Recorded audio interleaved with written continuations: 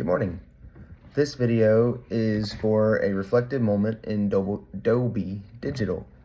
Number one asked me to share the experience of completing the survey and grid, and did my ultimate philosophy align with how I see myself in the classroom now or in the future.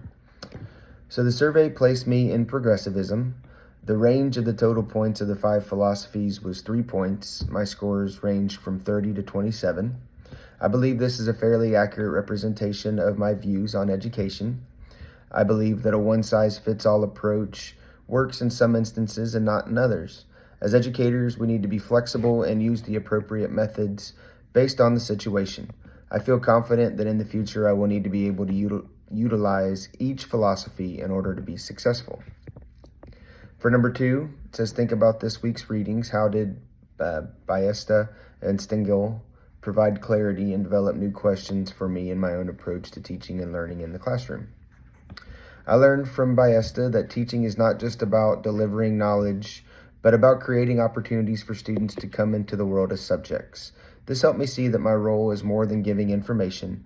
It is also helping students become thoughtful people.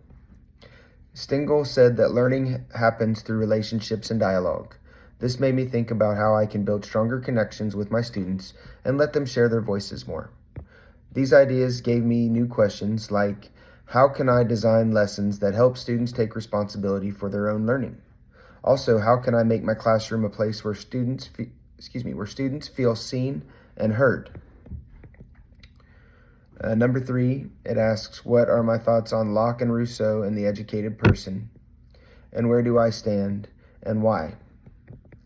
So Locke's view emphasized that an educated person is one who has reason, self-control, and virtue.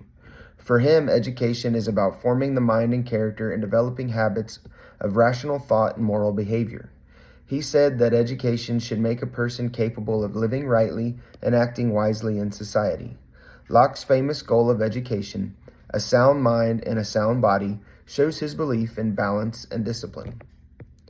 For Rousseau, he argued that education must follow the natural development of the learner, allowing curiosity and freedom to guide growth. Rousseau would say that education is life itself, but it must be natural life, not an artificial social one. He insisted that the best experiences come from nature and personal discovery, not from structured schooling. A great educator would likely integrate both views. From Locke, I would take the importance of moral guidance, self-discipline, and the cultivation of reason. From Rousseau, I would adopt respect for the child's individuality, curiosity, and developmental readiness. In my experience, it is best not to take the same approach for each student. Instead, I try to take into account the students that I am teaching and begin my lesson plans there.